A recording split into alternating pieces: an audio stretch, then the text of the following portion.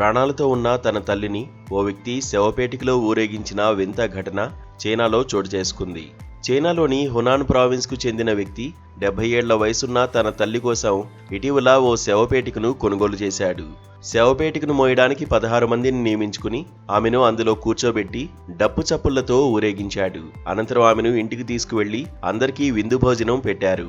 దీనికి సంబంధించిన దృశ్యాలు వైరల్ గా మారడంతో సోషల్ మీడియాలో చర్చకు దారితీసింది. అయితే చైనాలోని కొన్ని ప్రాంతాల్లో ఎన్నో ఏళ్లుగా ఈ వింత సంప్రదాయాన్ని పాటిస్తారు.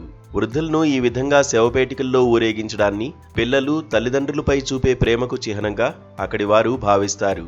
అంతేకాకుండా శవపేటికలో ఊరేగించడం వల్ల వృద్ధులు దీర్ఘాయుషుతో జీవిస్తారని ప్రజల విశ్వాసం.